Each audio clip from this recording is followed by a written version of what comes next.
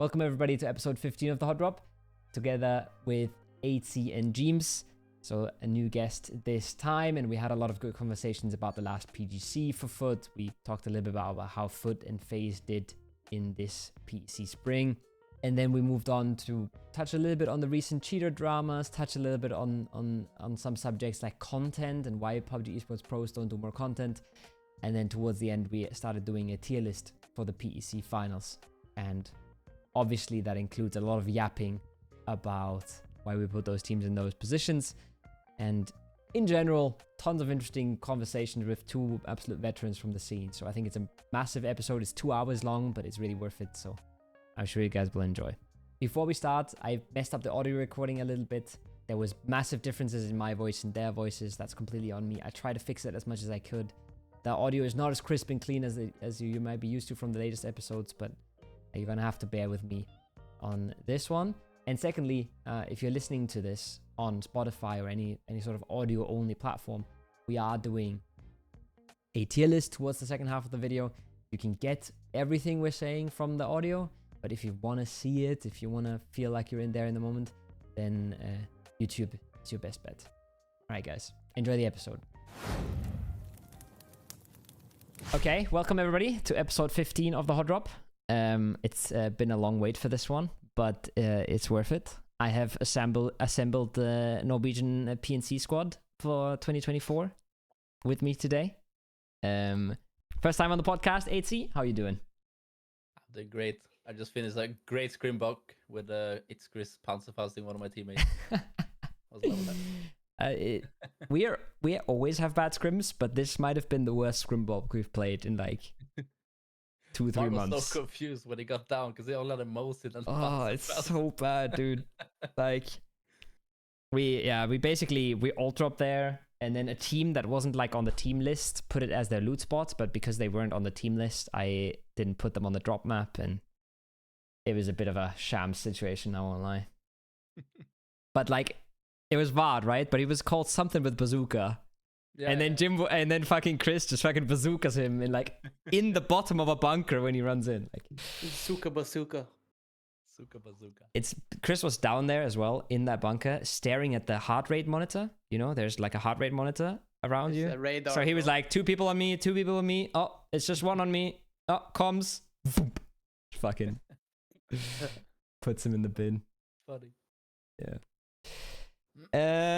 Yeah. So I obviously PEC is going on right now, so that's something we're going to talk about today. But since I haven't had the chance to have one of the FUT guys on the podcast, I wanted to ask sort of how PGC went for you, what you think went wrong, how the trajectory was throughout the tournament. I know it's been a while, but I guess in PUBG Esports time, it's been the last tournament, so I guess it's still okay to ask. Yeah, for us it was we definitely did bad, and it was kind of like a joke after the tournament that we only had 1 placement point, right? So I guess we just realized way too late that we we couldn't play that slow like we used to in Europe. But then at the last games we actually had like some pretty good zones and everything, and then we were just so far down that we couldn't like get back up, you know. It was just so bad. It was just all falling apart. It was over at that point. Yeah, pretty much. What did you find was the hardest with playing slow over there compared to EU? It was just no space for us. Like usually in the EU we just create we used to just create so much space on that edge so we could just go in front and just kill the team that was in front of us. But it was just we just ended up with no space. It was just hard to do what we used to do. More people surviving, people just being better, right? Like I said that before the tournament. I was like, people were asking me because you guys were really good in Europe, right? And then people were asking like, who you think is going to dominate? And I was like I think question mark is really, really good. Twist is really good. And then we were kind of to the end of the year, and you guys were really good. But I was like either they do really good if their playstyle works, but they might do really shit, because just in Europe, you'll find a bad team on the edge a lot of the time. You kill them, suddenly you have a load of space. You've got 3-4 kill points. It's so much easier than when the lobby is a little bit more stacked. Do you guys feel like you so you've probably tried to fix that a little bit, right? Do you play different in Europe now with what you say? It's kind of weird because it's going a little bit back and forth, because in this this last qualifier we had now for PEC Spring, when we played the lower bracket or whatever, last chance, we just were like, oh, let's just take it slow, just look at what's in front of us. If a team leaves, we take their spot. It's not like don't have these like crazy sets planned or anything. We just like played slow and just like we used to, basically. Just kill people. Yeah. I don't know if somebody got upset at me when I said like foot don't have a macro, because it's like you just come in on the edge, you look what happens, you kill people, and if it's enough to get 6 points a game or 8 points a game or something, like there's no problem with that. It's just when the lobby gets harder, you have to figure something out, I guess. Yeah, for sure. I feel like on an international level, you have to be like even more adaptive. Like sometimes you just get a shitty zone and you just have to send it. Yeah. It's like you just can't find your way in that. That's what we were so bad at PGC. Yeah. Like some zones were just so bad for us that we just died. We just died in the blue, or we just barely got in, and we just died to the team that was there. So yeah. It's I was watching the Flood's YouTube videos like the other day, and he made a video about IGLs, and he said there's edge IGLs and there's center IGLs, and I feel like if you're a really good IGL, you're always both. Like you can't always force edge and you can't always force center. Like you're never gonna win a tournament if you always force one of the two, I feel like. Right? Like you've got to play a little bit of both. The hybrid play style. Yeah. When you have prio, you gotta go early. If you don't have prio, maybe you want to play late. PUBG is a complicated game. Kind of have the same thing at PC this PC now, where it's difficult to. I guess we've been like going back and forth, like Aitzy said too, where it's like trying to find the rhythm or the balance of when to play slow and when to play fast. Or center. And it's just like when you only play scrims for so long, you can practice whatever you want in scrims. You don't really know how it's gonna work in a real game. Mm-hmm. And so when that tournament starts, we're like trying to play fast, and then it doesn't really work, and you end up like in like rough situations where like some team doesn't move on circle pop and you're driving literally into them. And just like forcing a fight, and they're like, fuck, we need to play slow. The next game you play slow, and it's like too slow, and you lose stuff in front of you. It's like, you need to find like the rhythm, you know? It's like a dance. And it's so hard, what you just said, right? You watch one game, you're like, we should play it this way next time. And then you play it that way next time, doesn't work either. And it's just, I've talked to some people. We were at the Valorant bootcamp, and there was a Valorant team there, and I was like, trying to explain to them how practice is so different in PUBG, because you're always depending on 15 other teams. Like they start their day and they work out, they go outside, whatever, they do what they feel like they want to do. They start their first scrim block at like 3 p.m.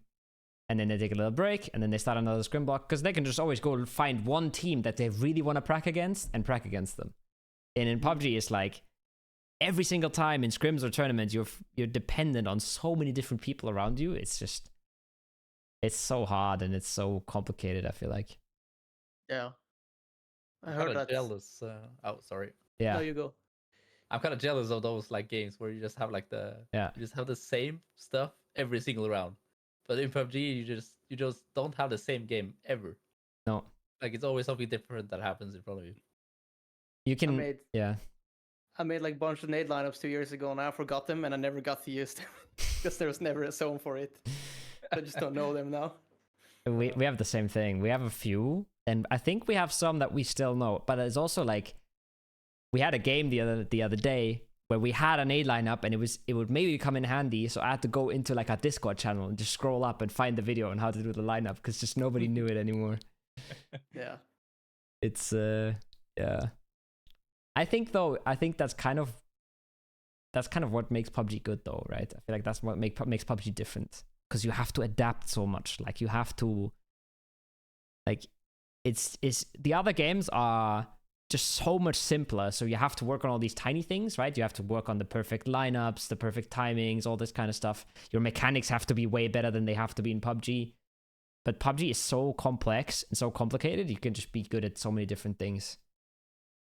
And I feel like that's like, I don't know if it's true or not, but I feel like there's no other game where you can have so many different playstyles.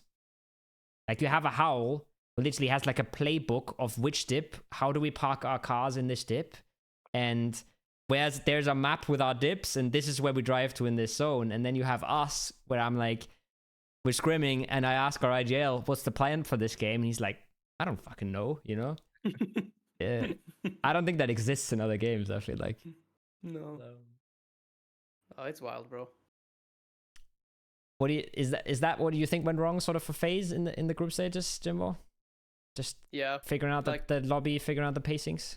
I mean, I said in the interview after the last chance, because I got the same question from the casters. I kind of said that a lot of small things went wrong. Like, if I had to summarize everything, bro, I'd have like a full page of like small things that went wrong, like teamwork and not driving together, and like comms were a bit off. Like we weren't trading in team fights. We were making like solo plays that we shouldn't make. There was just a lot of like, it's almost like it's bad habits, bro, from like not playing tournaments for a long time. But even though we made a lot of small mistakes, we were always like, we were always just one win away from like the top 4 at least. So it's like, at least that's a good sign in the chaos that we had, that it only takes one good game to like bounce back. I watched that interview and I was like, because one of the casters was like, you ended up winning last chance, right? And one of the casters was like, oh, you really showed up. And I was like, yeah, but you were 8th after 9 out of 12 games, you know? Like, that's not what FaZe Clan really expects from yourself, right? No.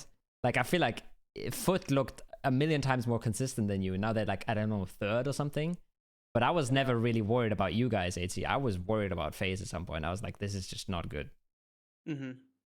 We had a really slow start, and well, to be fair, like we've been really struggling this tournament, both group and last chance, because we got so many of the compound zones out of Pecado, and they have been hard to play, both from our cave split when we alternate, and also from Cruise.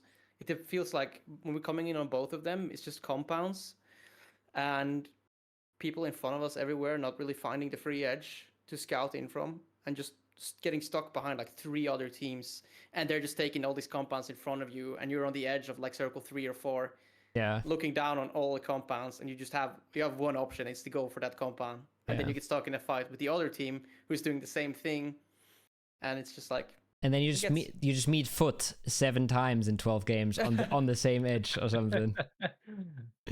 Yep, of course it's Foot. Now, we had that problem where we, in team fights, we try too much to save people in team fights. And I don't mean like resing them.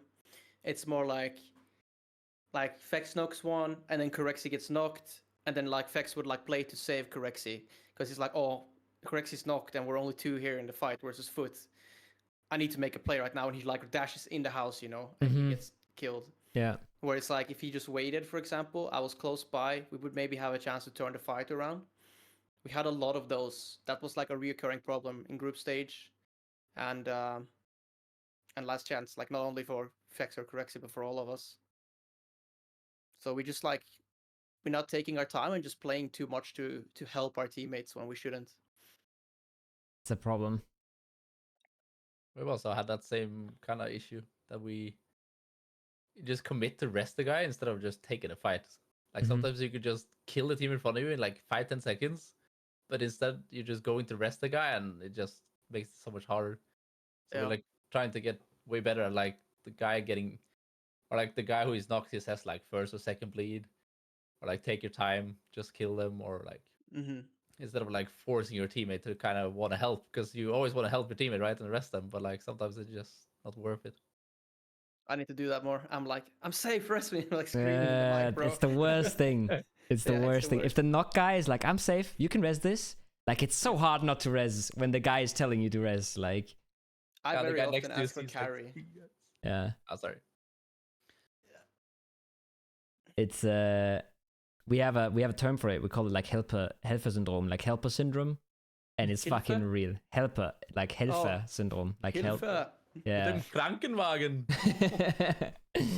It's a real problem. I think it's a really good habit if the knock guy is like, I'm first knock, or like take your time. Yeah, be like chill. Because like I think what we say a lot is also I'm good as the knock guy. Not you can res me here, but like I'm not getting flushed. I think that's the better comm almost, right? That doesn't put that pressure on your teammate. Yeah, for sure. There's a lot of small things like that you can do to just make things like a little bit more streamlined. Fuck, I had a really good question. Now I forgot it. Unlucky. Yeah. Okay. They do comms, right? At PEC. So that's pretty cool. In the breaks, we get to listen to a lot of Faze and Foot because there's not that many English-speaking teams. Yeah. And I realized there was quite a few situations where I was like, where Beamy was making some calls and was pretty vocal in the team. Is there a lot of different people making calls in Foot towards like the mid and late game, or is it how does the structure work for you guys? I'm just gonna take T-Bone's words here, what he said like a couple days ago. He's like, I'm the IGL, the first couple zones, like where we rotate, blah blah blah. And then late game it's just everyone. Everyone come with ideas, like everybody can see like what's the fighting line or like the winning line. So it can be like me, Beamy, Vard. We just gotta see like what's in front of us, and whoever is like up front needs to. Do you feel like it ends up pretty even between all of you, or is there still people that just do have more input and people that do more like the support jobs? I'm not sure. Like who? Maybe Vard does it the most, and then me and Beamy third and fourth. Okay, cool. Yeah. Because that was probably pretty different in Overpeakers, right? You said it was like a lot of Mexi and you, Jimbo, and it wasn't really a lot of Vard? There was actually times where Vard like really called good and made a lot of calls towards the mid and late game. I can remember that Vard was kind of quiet compared to me and Mexi, but when he first made a call, it was always a really good one. But I think we were very similar, and we were also similar now in Faze. I said the same thing as T-Bone the other day too, where it's like I like to take control of the first, second, and third zone. Sometimes even 4 if you really have to move on circle 4. But we don't usually have to move on circle 4.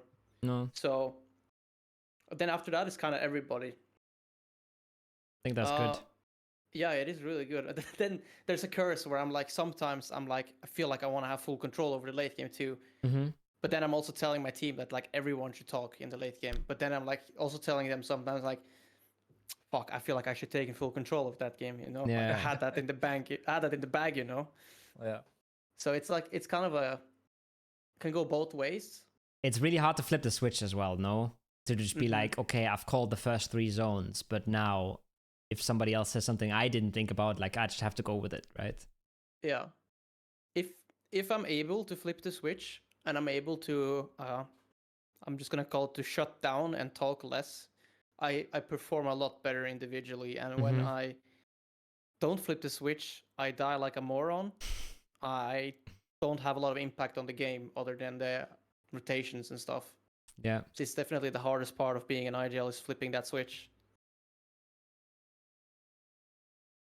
I can imagine that you just always have that plan in your head and you think it's right, but then some teammate just says like, no, let's go this way or something, and then you're like, yeah, should we really do that? But you're like, fuck it, and then it goes bad, and then you're like, oh, should I stick with my plan?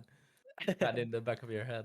It takes so much confidence as well away, no? When you get counter called, I feel like it like for me that it always feels like a little confusing. You know, why does he want to do something, or why does he not think this is bad? This is good.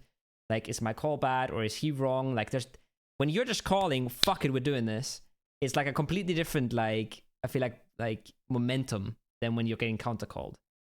So it's like a really tricky thing, because I do the watch parties, right? And Faze is doing badly. Everybody's asking me like, why is Faze so bad? And I'm like, I hate the question because I don't fucking know what's going on in your games. But my answer was always like, it feels like they have too many cooks. They have too many people who know how to IGL and too many people who just want to give input. and then sometimes it's just too much. It's too hard to actually execute one of the things. Would you say that there's some truth to that, or? There has been too many cooks at times, but lately very little. I feel like there's very little counter calling in our team, and I think my teammates and I'm very, very quick to just trust each other when someone makes a call, instead of ending up being like one guy versus the other. Very, very often, if Gustav makes a call in like the mid game, I will trust him, and the same with everyone else. They will trust me if I make a call. So I actually feel like we haven't had almost any counter calling in like a long time. Actually, That's really good. Is actually, yeah, that part has been really, really perfect, kind of. I mean, that's really hard. If you have multiple people getting input, like that's really good. That means that everybody has a small enough ego to just shut the fuck up when somebody else makes a call, right? That's really important. I think it might not be the same for every team in every situation, but I think it's just, if you have enough respect for your teammates, you will always just do what they say, kind of. I think when I was a little bit younger and less inexperienced in PUBG, like 3-4 years ago, I wouldn't often just say yes to whatever my teammates wanted to do. Now when I'm older and the more I've been IGLing, I see the game that you can play in so many different styles, so many different ways. I don't mind picking A or B. So I find it better to just do whatever the team wants. If they have a call, just say yes to it and do it. It's better to do something as a team than to not decide between two things or not do either of them, right? For sure. It's at least very rare that if someone makes a call and I jump on it, it's like 1 in 100 calls where it's like a bad call for us. I think that just comes with like Gustav has IGL'd, I have IGL'd, Grexy kind of IGL too. So like when people make calls, they are usually never so bad that it's like frustrating after the game. Yeah, that's good too. You need 4 people, like, yeah. You need smart players, or at least like smart enough so that they know when they can make a call and when they can't, right? But you'll always have people in different positions, people that see different stuff. Everybody has different info on the game. So it's good if you can trust their calls, for sure. There was one thing that I noticed, Aitzy, where I'm not sure. Did you guys have a Killfeed tracker during this PC? Yeah, we did. Okay. Because there was like his name is Beamy. I noticed Beamy calling out like a lot of Killfeed, or like not calling it out, but like I think they're max 3 or something. So I was like, oh, did they just not have a Killfeed tracker? But I guess it was just misunderstanding from the comms. I think it Beamy, like we tried to like tell him that he can chill a little bit because we have a Killfeed tracker now. Yeah. Like, but it's in his brain. Yeah, he still does it, like, but like if we just ask the tracker, whatever, he just gives us like the right number. But like Beamy can still be like, I think they're max 3, or like, or he would just chime in and say, no, they're 2 or 3. I feel like, but it would probably be like, I don't know, it's so weird, right? Because you want to be ready for LAN, but it still takes up mental space, no? Like it's still, I feel like it's still a distraction. It's a little bit like IGLing, maybe not as complicated, but you're putting a lot of things into your head that you're thinking about if you are Killfeed tracking. So it almost feels like he really shouldn't be tracking. Yeah, that's what we said to him, because like, what's the point of like Killfeed tracking if we're not making it to the LAN? Like we have to make it to the LAN first. Yeah. So we're just trying to like just make him focus more like just on his gameplay and like just the game in general, instead of looking top right. If like top 8 went to PGS, I'd say maybe we don't use a Killfeed tracker, but it's top 2. Like you need to take every single little bit you can get. Like there's no way. Yeah, that's good to know. I heard him Killfeed tracking in a few of the comms bits, and I was like, there's no way they're not using a Killfeed tracker. Like there's no way. Yeah, now we use one. Yeah, it's good. Do you guys have a coach now? I saw you were scrimming with 5 today.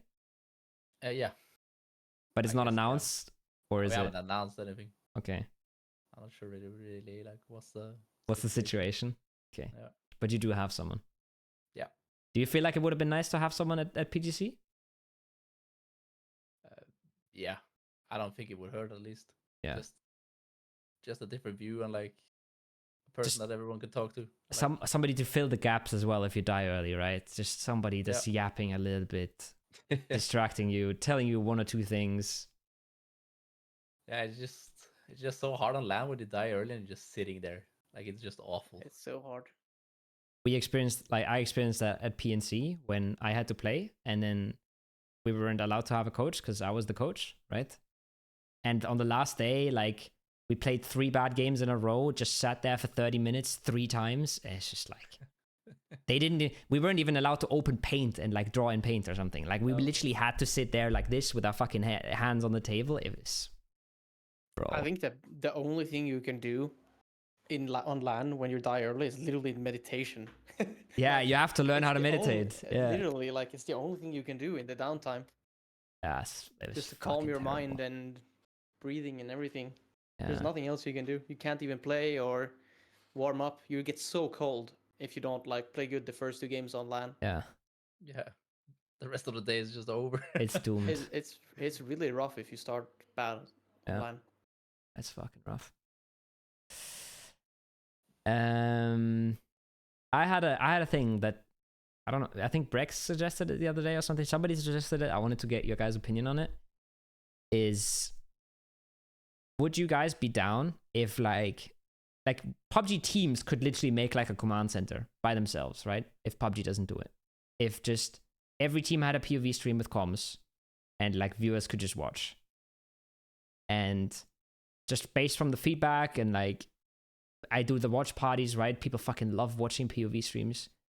And the way it fucking helped Apex explode, it seems like it could do so much good for PUBG Esports, and it could be so much better for people to watch.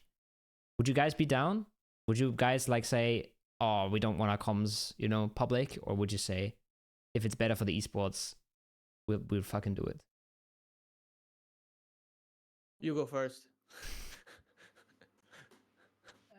It's just hard, like, because I think most people are just scared of like what they're saying. Like sometimes you can just say like something bad and you like are afraid of getting canceled almost. Yeah. Especially like in between breaks. But like breaks would always be muted. Like as soon as you die, your stream's gone. Yeah, but in our team, like sometimes if it's a guy like ADR farming you from like a mile away, yeah, some words might come out sometimes that like, I think that's 100% part of the fucking thing. Like, like where do we fucking end up if you can't call a guy a clown or a fucking monkey for doing something really stupid, right? Like, it's just there's emotions. It's a highly competitive thing. I think it should be 100% fine. People flamed up, living hell out of each other in Apex in the POV streams. People call their teammates retards, and it's fine. And the world doesn't end, The teams stick together because they know that they're a good team. Like, it's fine. Yeah. I don't know. I understand that for sure. But, like, I feel like unless you're saying really messed up shit, you should never get cancelled, right? I mean, I would probably be down. I guess it's the cancellation part is very scary. I don't mind having comms on stream, but I guess there's some stuff like I think if you would show everything in IGL says sometimes there would be default strats or something that could be how do you say it, like abused in the future if you're leaking your own like strat or something. You could get camped or which you already can with Twire, but if it's comes out through the comms that it's something you do a lot, maybe people will look more to. But that would be the thing. It would be every team, right? So, and if you think about it, if it's the same teams at the top, which it kind of is in PUBG Sports, right? It's the same top 16 teams, most of the like similar top 16 teams. Then it would also be an opportunity for all the other teams who never make finals to actually get better and actually improve, and then there'd be way more people that could maybe close the gap, and maybe get more interesting. I think overall it would still be pretty fair. I 100% agree with what you're saying. People can learn from you, like 100%. I just feel like every downside is so worth it. When I do a watch party, I hate yapping about myself all the time, but like I do a watch party. I have like 3 people streaming and then the main stream, and those 3 people die. I go back to the casted feed and I'm like, I'm not interested. Like watching a team communicate and plan something and execute something is a million times more interesting than having the casters guess at what those teams are trying to do. Like it just doesn't compare, I feel like. Yeah, it doesn't. I've noticed that CIS community does more YouTube videos and stuff like this. And I think that's maybe a big reason why, like, maybe like someone like Win or Die or Exalt and these teams are like, I mean, basically CIS is really dominant in PUBG right now, and I think it comes from the best teams making content, showing comms, and the other teams learning from them. Like Win or Die feels like a ripoff of Twisted Minds right now. Like they literally feel like a copy. Yeah. They're like doing custom game and they're doing map knowledge, like learning small spots on maps that work. Like I saw them pull up in, I think it was a scrim or a tournament game recently. They pulled up south of Picado. You know the road that goes up to Overlook compound? Mm-hmm. South of Picado, they just pulled up on the top of that little hill in the middle of nowhere in like Circle 4 and just play there. And it's like they've just checked this spot in custom game and pulled up there with 3 cars. And I've never seen anyone in my life be there before. Yeah. So but it's super cool. I think that stuff's super cool. It is really cool. Yeah, we've had that conversation in our team where we're like, because there really isn't, like, there's a lot of German players and there's a lot of German comp players, but there really isn't any good team right now. And we're like, they really don't have an excuse. Like, because we're kind of a top 5 team, I would say. And we're streaming all of our scrims, we're streaming all of our tournaments. Like, there's so much to learn from. But it's not, I think that alone doesn't do it, obviously, right? But I feel like it can really help. It's the same for us with me and Aitzy in Norway. I don't think we'll ever get to go Nations Cup because no other team can qualify to an event. So it's just me and him, the only 2 Norwegian players who qualify. Yeah, pretty much. Maybe He-Man goes NA one more time. I don't know. It's a PNC is an interesting topic. It was a chance with Formulation, but that didn't happen. Rest in peace, Formulation Gaming. But they ended up with one. No. Oh yeah. They ended up with 1 Norwegian at the end, right? Yeah. They kicked all their Norwegians except Intense. Would have been better than 2. 3-man squad. Let's go. Yeah. That team was interesting, bro. Falling out so early. Yeah, it's you would crazy. expect like 3 people with that much experience plus Intense, who is pretty capable. Like it doesn't make sense. It doesn't make sense. I talked to we talked to Mexi a little bit about it and stuff, right? And it was like, I don't know.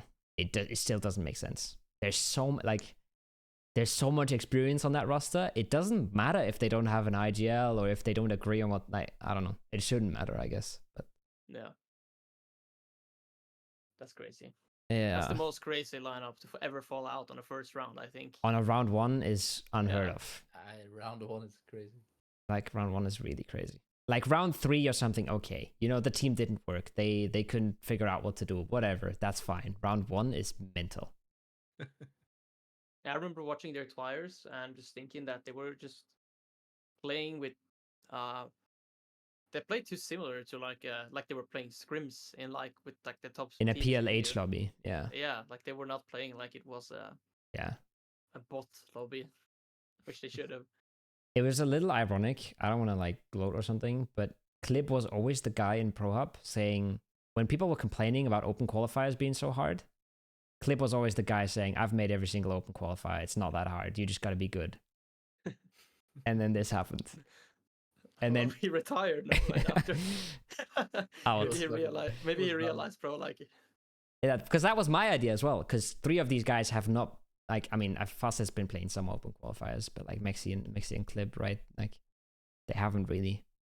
And I think that can definitely hurt you because it's a completely different game. You just gotta go and kill everyone. You can't play macro and expect other people, or they can't pick us because this other team is here and there. You know, like that shit doesn't work. Yeah. That's how I die in ranked games all the time. I'm like, oh, this guy is standing here. Like, how is he standing here? Yeah. That would be me in open qualifiers. It's a classic scrim How is he not mentality getting too. shot at? Yeah, how is he allowed to do that? That's the fucking number one sentence in scrims when you die. How is he allowed to do that? Yeah. It's a classic. You stream quite a bit, Jimbo. You've talked about it that you try and stream while not hurting your career. I feel like you used to stream Aitzy. Yeah.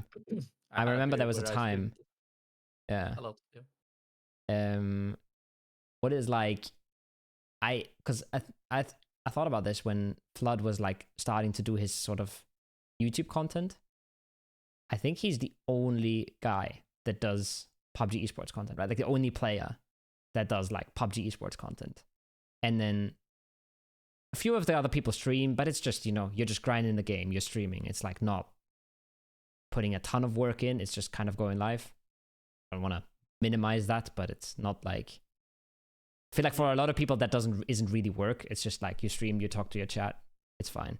Why do you think like there isn't more people going out there doing like coaching, YouTube videos, whatever?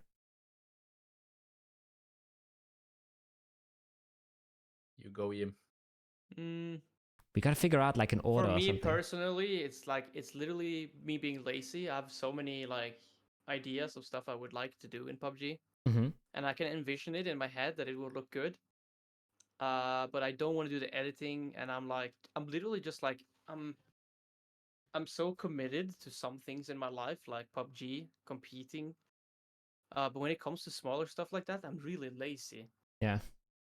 I would love to make like a mini series on YouTube, which could be like, it could literally be 100 videos at this point, just like Jeemzz tips and tricks in PUBG, like small things, bro, that people don't know, like how to shoot over a fence. Sometimes people don't even know how to do that, and Yeah. they're just spraying all their bullets in a fence. From like lineups to jump on the roof of a wizard and small things like that. The coaching part, I don't know. I think. I mean, I guess you could say that Corsac did it. I guess he did make the guide, right? Yeah. Coach, like if you would do just live coaching, you just sit in a Discord with a team while they're scrimming.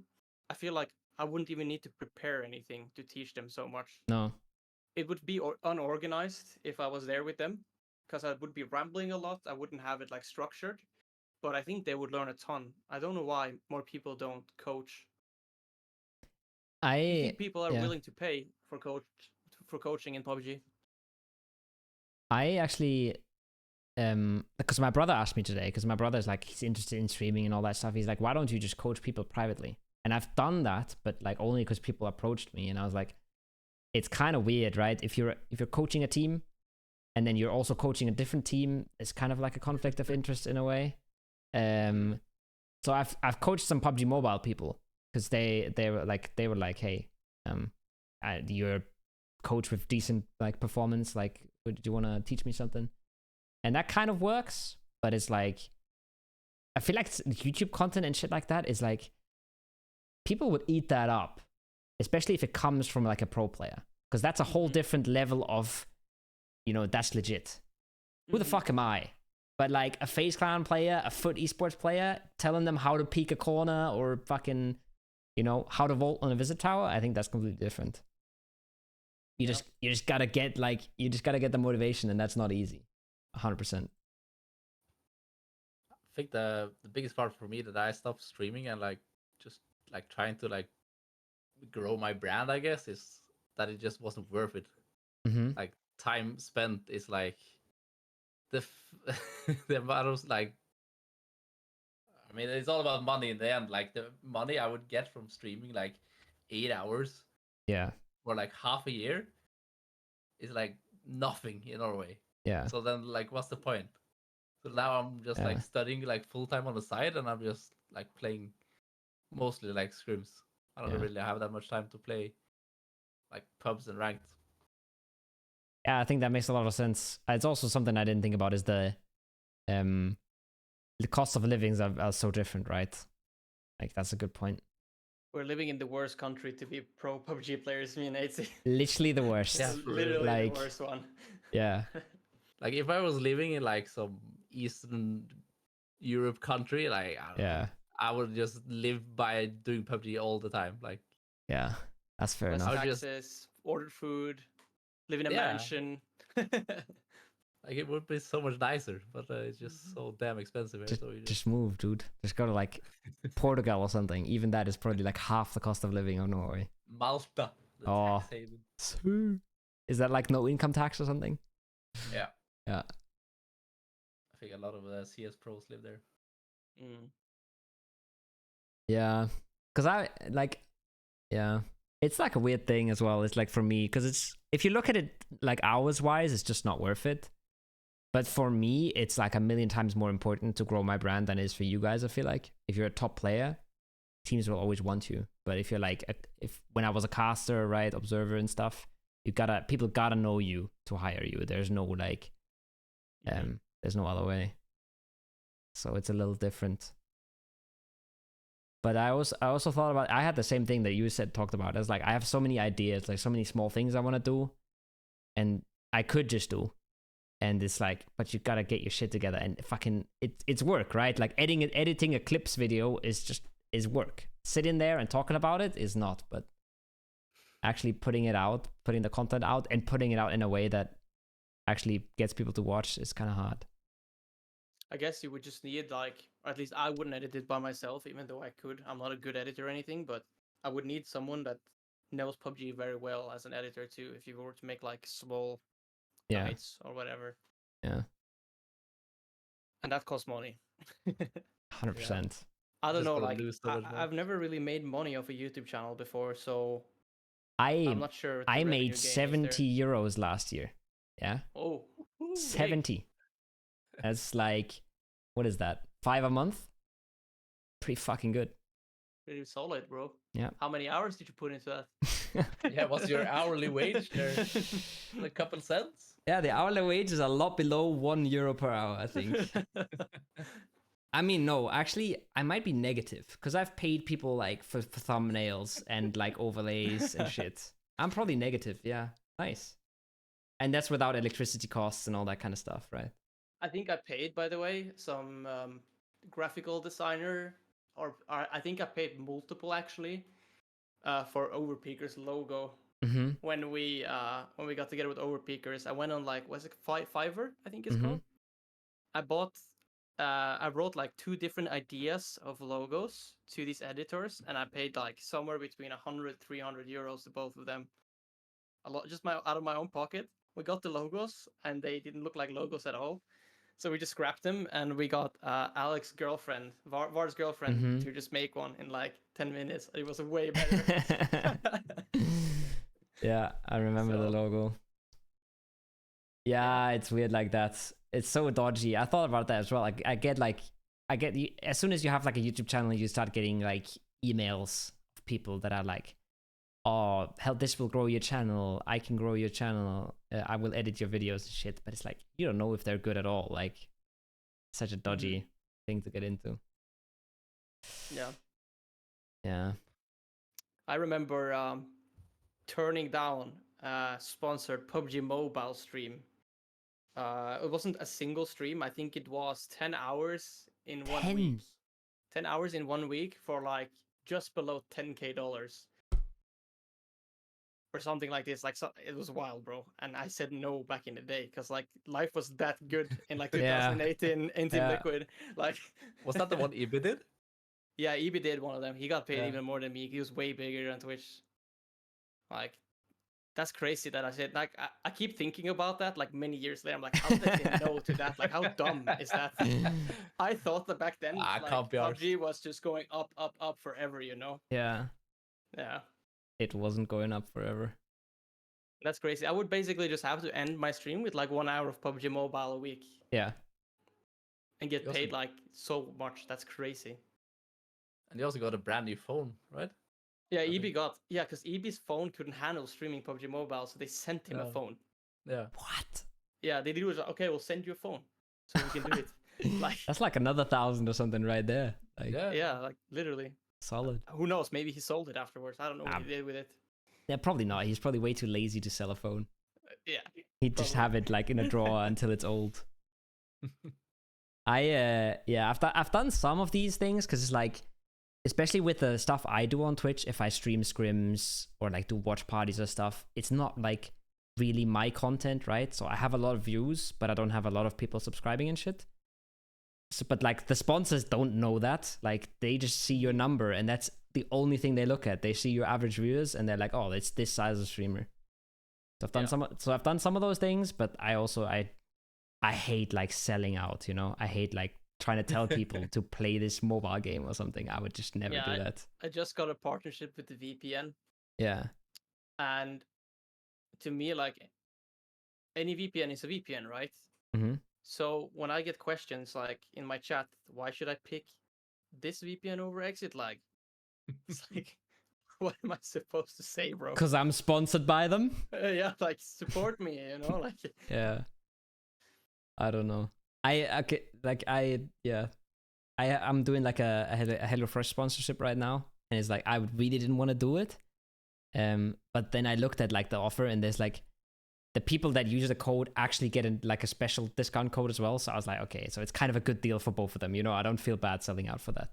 But like, go play Starfleet Commander so I can make some money. Like that's, it's just I don't know. Like, yeah, did that once, never doing that again. Like, it just doesn't feel real. Like it doesn't feel right. Yeah. Probably matters a lot on like the community you have as well. Like if like they are just supportive and just watch you. You can also just do it as a meme, kind of. Like I've seen like Elisa or something do fucking, what was it, Raid Shadow Legends or something. And I mean, I've seen Shroud do the same pretty much. Like they're not pretending that they think the game is good. They're just telling people, guys, I'm getting a fucking fat bag for you if you play this game. Just fucking send it, you know? Like I think that's the way to go about it, but it's hard to pull off sometimes. Have you guys been following the NA stuff, the NA drama?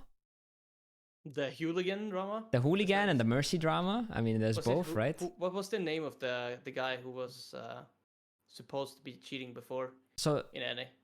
So there's two. Oh. There's big drama. So Saifu got banned, right? Oh yeah. Or like Saifu's team got disqualified and then just got put back in. Like, oops. And then didn't happen. It's like, that's crazy. And then there's the other team who has a guy on it like hooligan, like he just admitted to cheating, or like but a while ago, and then somebody just posted the video now. But I think Gregshot was the guy who posted the video, and he said he had already reported this 5 months ago. It's just PUBG did nothing, so he just posted it on Twitter now. And I think both of the stories were kind of crazy. I don't know how much you caught up to it. I watched a video on the one that Gregshot posted. I think I saw some screenshots too that this stuff was like reported to the NA admins or whatever you would call it, like Jay Bowler and these guys. They work in Krafton, right? Yeah. So he's like an NA esports guy. Yeah. Like that. It shouldn't be like there's no punishment just because it's a while ago. There should just be like, okay, we'll ban you for a year now because you admit to it. That's kind of how it should be, I think. Something similar, at least. I mean, they let him finish the tournament. Like, the guy admits to being a cheater. Also, okay, so for the people who aren't caught up, there's a video of a guy called Hooligan who plays NA with his teammates, Honey Badger, Zenny, and one other guy in a Discord call. And the other 2 or 3 convince him that they're not recording, and then convince him to admit that he's cheating while they're recording the thing. So that's already kind of wild. But then somebody just posted a screenshot of this same lineup playing a tournament together 16 days later. Yeah.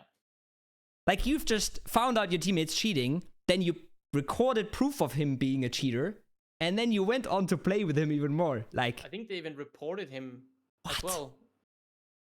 And then they play with him. Really? Yeah.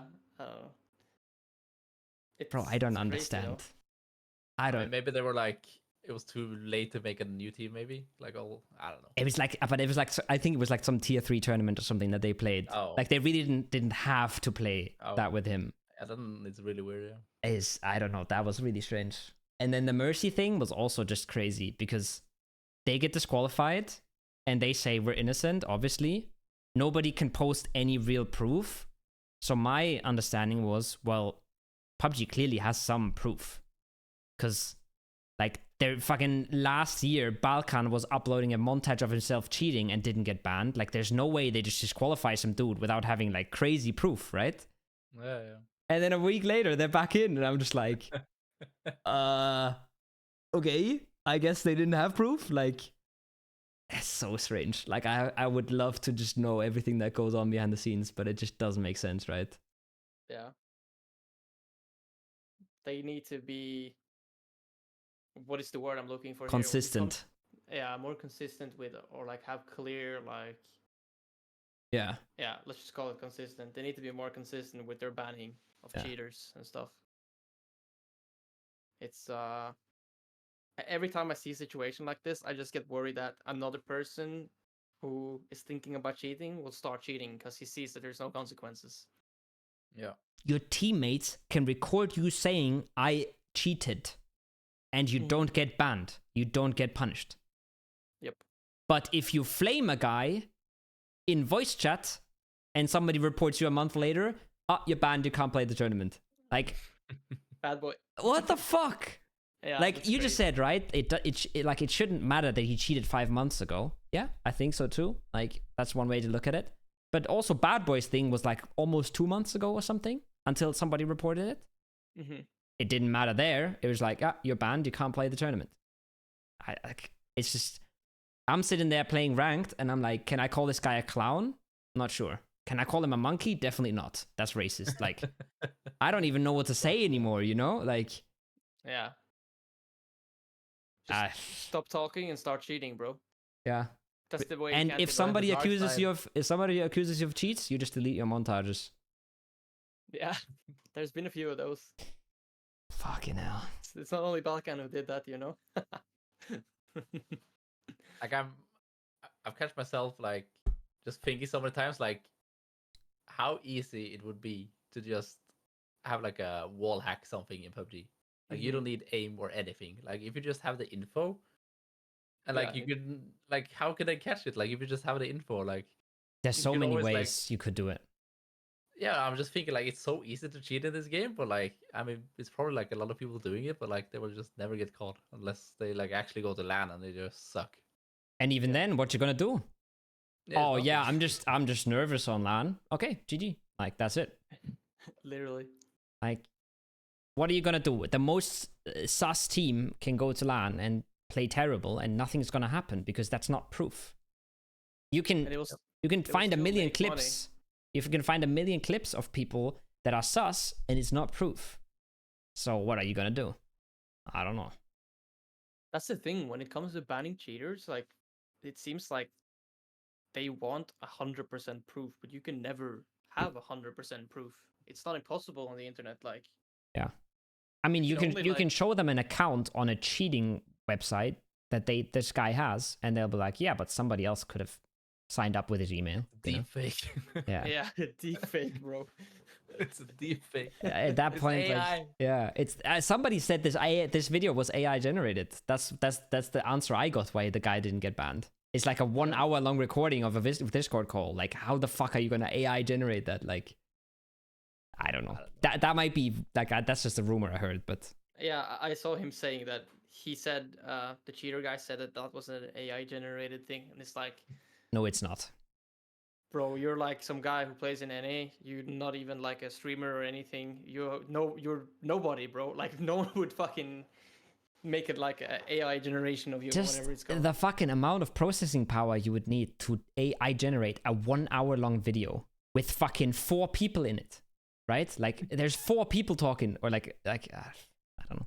Anyways, I could believe it if it was like a high profile streamer or pro player that someone would try and do that.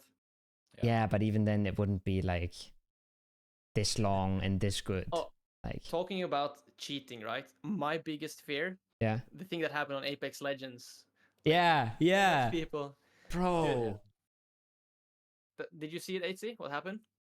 Yeah, like they just suddenly like they got hacked. On. Yeah. Like, just get hacked. There's just suddenly they have aimbot and an ESP on stream. Yeah, they're like, what should I do? What should I do? And they're like, just turn off your PC or like. And one of them is like, I gotta leave the lobby, guys. I'm out. I left. And the other guy is like, I'm fucking killing everyone. I think that's so based, by the way. He just keeps playing. He is technically mid-tournament, bro, and it's like it's not even his fault that this is happening. What's he supposed to do? Like, just call a day? Like, I lose the tournament because of this. I mean, I guess you probably like I would probably leave, but you could like one of the guy's teammates was also saying like you gotta play. Like the game's not pausing for you, the game's not stopping, you gotta play. That's a fair like opinion. But I wanna say that go. The hacker who like supposedly hacked through the EA anti-cheat or something, or the game or whatever it was, and then put cheats on these pro players' PCs while they're live streaming. At least he didn't just do it to one guy and then everyone would think that guy got caught cheating. Yeah. At least he did it to multiple, so like everyone understood that this was a thing and not just one guy. Yeah. Like that hacker, he could have ruined one person. Yeah, complete career, and there's no way he could prove anything. Like I've read up on it a little bit, and it's way more likely than these two guys' PCs got hacked, and then somebody put cheats on their PC basically through remote access and not actually through the game. Yeah. Because if you were able to access someone's PC through them playing Apex Legends, you could get millions of people. You can get millions of PCs. That's a shitload of money. You can do a shitload of things with that. And I think the guy was just he was just trying to make a point, or he was trying to advertise something or whatever. He would have just hacked all 20 teams if he could. So it probably wasn't through the game actually. Imagine.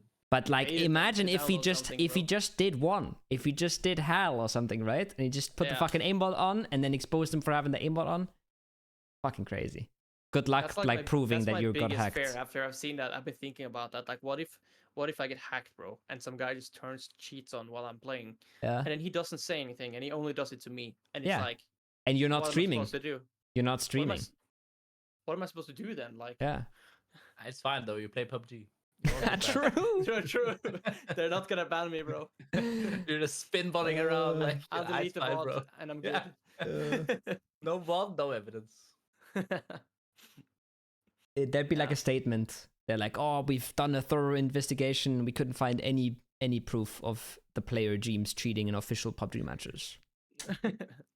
No unusual game patterns. Yeah. The only cheater we could find was Bad Boy 2K. Yeah. Oh boy. Yeah, that was a fun situation. We haven't had that much drama in a long time in PUBG. Yeah. But that's always what makes me wonder as well. Is like you see these people. I mean, I say getting caught. He didn't even get caught. He just admitted to cheating and it was fine. But like, you wonder how many people are way smarter about it, just getting away with it. There should be like a lot. There should be. And you will never know. That's the thing. And that's the point as well. You don't have to be bad and cheating. You can be a really good fucking player and just cheat. Right? Yep. Like, you don't have to be a noob. You can just be a fucking good player. Fucking, like Aitzy said, get some sort of wall hack. Get some sort of, it can even be like one of those, I don't know, like in CS, they have these things that just make a sound when you aim over someone, right? Like, so you aim through the wall and it makes a sound, so it doesn't even show anything. There's so many different things you could do. Yeah. But we shouldn't probably sit here and tell people how easy it is to cheat. It's probably not a good thing. I feel like we shouldn't, but I feel like people have been doing that in PUBG for a long time now. Yeah. So. Okay. Should we move on to what's coming? Sure. PEC Finals. We can talk about it a little bit. I thought it'd be fun to do a tier list. We haven't done a tier list in forever. I'll obviously, for people that want to do this themselves, I'll put the link in the video description or something. So you can do the tier list yourselves. Obviously, a tier list is useless. We all know this. It's PUBG. You never know who's going to do well and who isn't. But that's not the point. It's good content. Do you want to start, Aitzy? Everybody just puts a team. We go in like rounds. Yeah, I can start. Do you know all the logos? I think so, yeah. Because my players definitely wouldn't. Okay, good. I actually think I know all of them, yeah. Okay, cool. I'm gonna start with the Bumble Squad or Bumblebee or whatever they're called. Bum. We won the hot drop against them today because they won the Young Nice. Chung. So they're in the bottom. They're in the bottom. They're in the bottom. Let's go. They have the Bumble best. Squad. They have the best clan tag though. That was Rosberg, IND, Madzi, and Tusta. yeah. Is that Turkish team? Yeah. Okay. They played surprisingly well in the group stages. They played really solid PUBG. Like Yeah. they're kind of They like are- Entropic, but just from Turkey. Like surprisingly good, surprisingly solid. I'm looking at the Twire, and they have more kills than placement points. So So not Kinda- gifted. yeah, basically, Yeah. you could say that they played very solid. Let's put them at the bottom. Friendly banter. Hey, it's fair. Everything is fair in the tier list. You go, Dimbo. I will put win or die in A tier, I think. Mm-hmm. Wait, I'm blind. Okay. They're at the bottom, yeah. Just because they had such a good start this year, but even though it wasn't any major tournaments, they played really good in scrims, in the curvy. They're pretty solid now. They got fourth in the last chance. It's kind of like, it looks like they can be good and it looks like they can be bad. So it's not like, I'm not sure what they will actually end up on, but looks like there's potential at least. Yeah. And usually when a team does bad, which they now kind of did bad, they failed the group stage and got fourth in last chance, you get something to work on, some focus points, and you bounce back. So maybe they'll end up in like top 6. Yeah. PEC. I think top 6 is super reasonable for them. I think they're like a 3rd to 8th or something kind of team for sure. Mhm. Yeah. I don't know how good their chances are of qualifying, but they have chances. For sure. They're kind of like, I'd say like, yeah, kind of like Exalt last year was maybe. Like that solid Russian team, good macro. Bro, I just remembered when we talked about like Turkish teams, the So many now. the foot content about most overrated player. That was fucking good. I mean, I felt a bit sorry for Code Marco, but What was How that? did- so Foot made a content piece where they asked each player who's the most overrated and most underrated Turkish player, right? I think. Yeah. And everyone said Code Marco is most overrated. All 4 of them through the bag. I just feel like it's like he's like the only famous kind of Yeah. well, not Mhm. famous, but like the biggest like Yeah. Yeah. mechanical god. You have Smash, of course, but I don't feel like he's like rated as high. Smash's rating is not that high anymore. and it yeah. like Iroh used to be like really good, but like he's not at his peak anymore. So it was kind of like destiny that we had to like choose him. I think it's also something that people tend to forget when you say overrated. It's like, it's about his skill and it's about his rating. Like somebody can be really fucking good and still be overrated, right? You're not saying he's terrible. You're saying this rating is above what it should be. Yeah. Okay, I have to pick someone. Turkish team. Okay. I'll take Orgles. Ooh, I think. spicy. Oh man, I wanna, I would have put them in C tier, but I think they're a lot worse than Bumble Squad. So I don't know We where to can move put them Bumbles now. go up. I can give them that. We can put them up. Do we put them up 1? Yeah. Give them a C. Do it like this. I think Orgles is not very good. I'll speak I'm a sorry, little bit guys. I think they are the standard Turkish team, like the Crazy Sense team, but they are not as like. I think their playstyle is not as like varied as Howl. Like Howl has sort of figured out a few other things that they can do as well, and they're not as mechanically cracked as BBL. So I feel like they're in the bottom right now. Like, I really wonder how this lobby is gonna like play out with all these Turkish teams. Like, are they still gonna keep doing like their crazy stuff, or like are they actually gonna? It's like Howl, for example. They just play like so different in scrims compared to like real games. Yeah. I thought they completely changed playstyle, but then we went back to a tournament and it was like kind of what you expect. Yeah. It's also, I think, by the way, inside information, Orgles and Para are both Pochinki Picaro train station kind of teams. So I don't know if they'll actually hot drop or not, but they both say they will hot drop, but we know how that goes sometimes. Okay. I'm going with the next one. Yeah. I'll take a GPT team. Navi. Mm-hmm. Ooh. Yeah, I feel like this one is like so hard. Really hard. They're like kinda like the old Navi. Like either they're like really, really, really good, or they just shit the bed. Mm-hmm. But I wouldn't say like they're an S tier, but like I think they can be an A tier. Before or after Win or Die?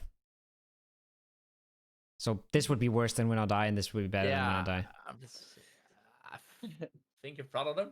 I think so too. Yeah. I think this is exactly like I wouldn't have known where to put them, but with Win or Die being here, I think this is kind of where they belong. Especially, It's funny that this Navi lineup is actually so many good players on it, like the 4 of them, mechanically and everything. However, it feels like if Hakatori and Diffex is not performing, the team isn't that good. Which is kind of weird because Favorist and Sauce D is all really good. So it's like you'd think they would perform even if Hakatori and Diffex is like not playing the Ray game. I agree. I think it's a lot of Hakatori right now. Like he's absolutely owning.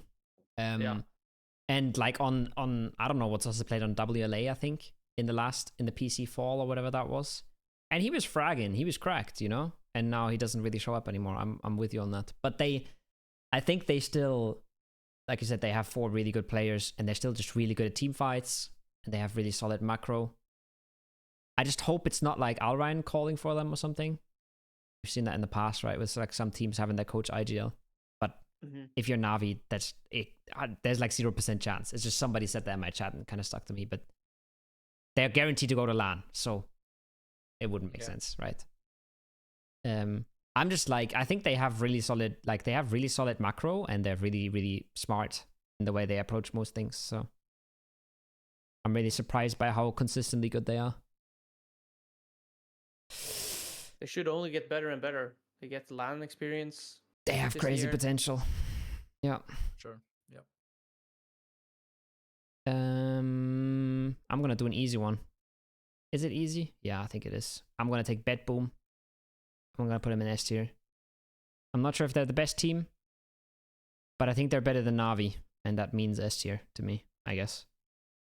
They got really fed in their group stage, so it looked a little bit better than it was. But they're still a really good team. They're really solid. Besto is a fucking monster. Spyro hasn't been crazy yet, but I think just having a more top level player on the team than Dante has just really helped them. They're probably I think they're probably the best bet if you want to bet on a team that will qualify to PGS 3 and 4. If you had to pick one team, I would probably say Bet Boom. Yeah, probably. I can see that, yeah.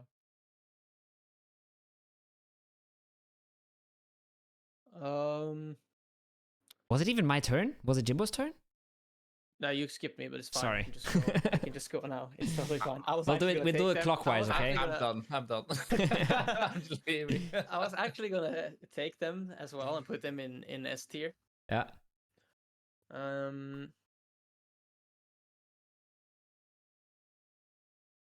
I'm looking at the list of the teams and their Twire standings. Maybe I'm too biased. That's not good. You're biasing yourself way too hard. I can like take like a rage pick and take like BBL and put them in B or C. I don't know. I can be nice and put them in B because I know the lineup has like good players. But I have seen some really stupid shit in scrims and in tournaments right now. Yeah. So it has literally made me flame them so hard when it's fucked us twice now, this team. Yeah. By making plays that are like fucking both of us and the rest of our game. So it's like a rage pick for me. Okay. Yeah, I don't know. I've seen some stupid shit, bro. I feel like B is too. If you're rage picking, B is too nice. Okay, yeah, put them in C. Put them behind Bumble then. And I don't know. I guess I just expected more from my lineup with like Iroh and Smash on it. I literally just expected them to be better with those two players. Like, Yeah. I just think it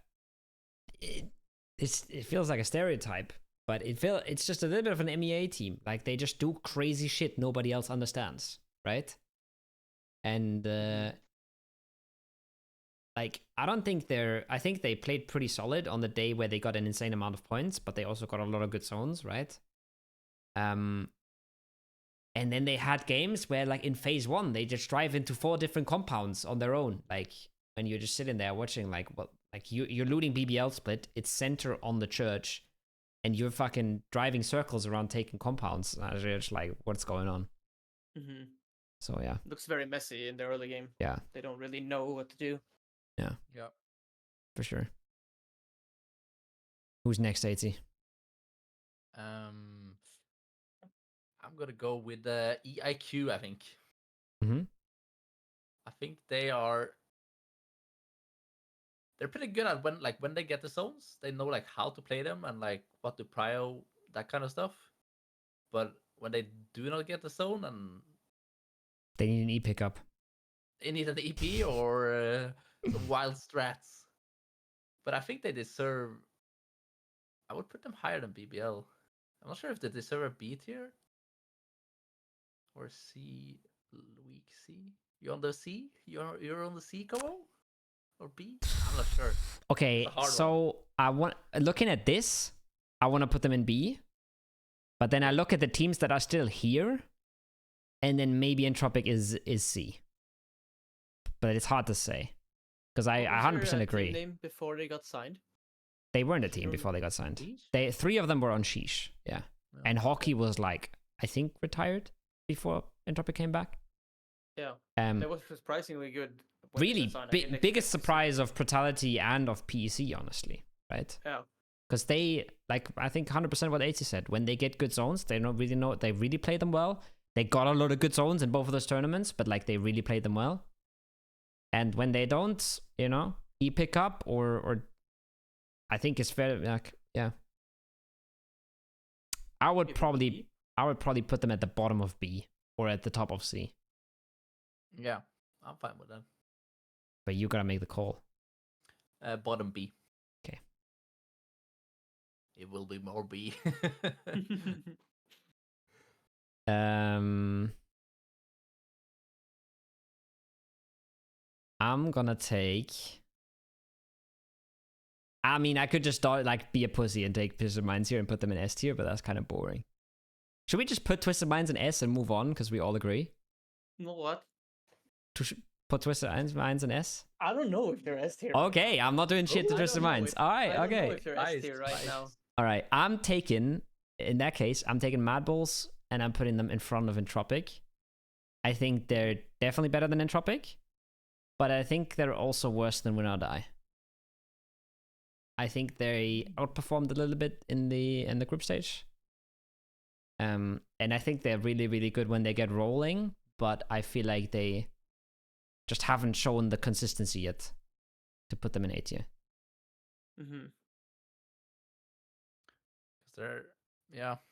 And if Nixie has an off day, that team is not the same team anymore. Yeah. I think that's been Nixie carry hard, by the way, this PEC. He's been playing really good. Yeah. Like, he's actually, like, when he's playing good, he's probably the best player in EU, to be honest. Best like, fragger. Mechanically, like, the best fragger in EU. Like, he's... But then, the biggest problem of this Woo... sorry, Woo... this Woo and Mad Bulls lineups have been when they go to tournaments that have, like, when they make it to a final. I don't think... Did they make it to any finals before? I think they made it to the Wait, no, that was PCS 7. I think they made PCS 7. I remember that because they made it in the last game of the qualifiers. But I mean, that's 4 rosters ago by now. They've changed so much. So yeah. I think they must have made one final. I think they were on the PGC points leaderboard, but yeah. So okay, no, they've made finals. They've gotten a 12th and a 13th and a 9th in 3 finals last year. Yeah, it's been like they've been a very scrim team. This is the first like tournament. I mean, we haven't played the finals yet. It's only been qualifiers. It's the first time I see them like perform in a tournament. So yeah, who knows exactly what change has made things work? But they used to be a scrim team. Now they're looking really good. It kind of feels like they rely a lot on Nixie to perform, but I don't know really. Like maybe we just say that because it's hard to see from the outside. Yeah, you don't really know, but it's just based on numbers. Like he's putting up massive numbers. The rest of the team is just kind of tagging along. But yeah, doesn't mean that if he has an off day they do badly. I just think it's likely. But yeah, I mean, if you look at that track record, right? I think I gave them credit before as well to be they're a really good open qualifier team. They are super consistent in open qualifiers. They've made it through they've made it through 3 of them last year, and they've made it through every round like super easily this year. Yeah, it's a long grind. But then, so when you say they've made 3 out of 4 finals, it sounds really good. And when you say their best result was 9th, then it doesn't sound that good anymore, right? So I think it's easy to hype them up right now because they did really well in group stage, but they'll have to prove it. Well, if there's a time for them to get a better position than 9th, like it's definitely now. Yeah. So just get a 5th and then it's not enough, and then you're tilted for 3 months. Pretty cool. That was my pick, right? Yeah. Oh, it's me? Yeah. Yeah, let's do Twisted Minds. Because group stage they get 3rd. I don't know, you have high standards for Twisted Minds, right? Everyone puts them at the top, and I have always done it too. But they just haven't looked very good in EU yet since the new roster. Yeah. It's weird. I don't know. I think they are very like methodical about how they play in EU versus how they play in international. I think maybe they do things a bit differently in EU. I mean, they're kind of the best team, but right now they're kind of not. So I don't know. Like, I guess we will actually see after this finals, because I kind of feel like BBT might be better than them right now. Kind of weird to say. It feels weird to say, but I think it's hard to say as well. Like you say, we just don't know. Yeah, we don't have actual tournaments to back it up yet. But you would agree that they're better than Navi? Yeah, they're better than Navi. So they are probably still going S tier, is what you're saying? Yeah, we have to. Can't put them under. It feels too wrong, bro. I think you gotta put them under BB, so Batulins gets a little bit mad, and then Twisted Minds wins the tournament, because that's gonna make it easier for everybody else. I mean, we're gonna put Faze in front of them, and we're gonna put. Don't go that far. Okay, we're not going that crazy. I know you don't like us. I think you when you you had that interview, right? And you said, well, we won the lobby with we had 3 really bad games today and 6 very average games yesterday. You know, that shouldn't happen in a last chance. The Europe is first last chance, by the way. Ever. Yeah. I think so, at least. So that's why you agree, right? I was saying this is not looking good for Faze, and then you win 3 games in a row or whatever, and it's fine again. But I think Europe is really, really good. But when you take out the top 8, or you take out, let's say, the top 6, let's say you and Foot are in the top 8, so you take out the top 6 away, then it falls off pretty hard. So you should always perform in last chance. But it's not my pick. It's Aitzy's pick. I feel like it was almost like you just had to choose Faze there and just put them somewhere. I think I'm definitely not picking Ascend, and I think all the and then you're not yeah, but I mean, because Jimbo probably watched my watch party and I flamed them for an hour straight. So I only watched you watching the interview, I think. Oh, okay. Yeah, I like that part. I mean, I think you made a lot, you made some bad plays, or you just didn't play that great in the last chance. So yeah, I said you're in Have we been on shambles. your mind a lot lately, Kovo? No. Okay. It was No, just you need to put us somewhere, bro. You're too okay. deep into All right. this. I'm too deep now. Yeah, Oh you my need to God. complete this. Like, Be but honest. I don't know. Because you can, I like, before these qualifiers, I would have said high, like mid A tier, probably, maybe high A tier. Like you have to be better than Mad Bulls, but like even that feels crazy right now, right? Mad Bulls, like, did they win groups? Did they get second in groups or something? Second, but they were 25 points behind BB team, but they were also like 14 points ahead of Twist. Yeah. So basically, they dominated group stage. Like, group stage points are a little fake because you go into a day and you're already qualified. So, like, what happens after is kind of random. But then putting Faze above them feels really wrong when you guys went through last chance. But I think overall this seems accurate. But I feel like you're also a team that just can vary from S to B. So I guess I gotta put you. I think you're better than Win or Die. I just think Win or Die is like never, because I think Win or Die is always consistent, but is never winning a tournament. Maybe I'm wrong. Maybe they'll prove me wrong. I don't know. I'll put low A. I think I'll stay on low A. You gotta skip me next round, I guess. Wait, is it me or Aitzy now? It's Aitzy, and then it's you. And then it's Aitzy. One team that is really annoying to play against. No. I mean, I a little bit as well, but it's pod. For us, it's pod. Okay. We just have them so often on our sides, and they just play so freaking slow, man. Like, yeah. It just annoys me sometimes how slow they play. But anyways, I think pod is in the middle somewhere. Yeah. They're like consistently mediocre. They're like never like really good. They're never like really bad. Yeah. I think they're better than ERQ. Yeah. But I'm not sure if I would put them higher than Mad Bulls. Yeah, seems fair. I think they had like kind of a surprise result in the last year, right? They got 4th at PEC Fall. That was like by far their best tournament. But they had Hackatory back then, so it's not really fair to compare that to now. I think that's fair. Yeah. I know so little about this team that I can't even comment on it. I actually know so They little have Dante now. That's all I know. Pretty much. They loot Gatka. They don't move until the blue is on them. Yeah. Yeah. We always make these jokes.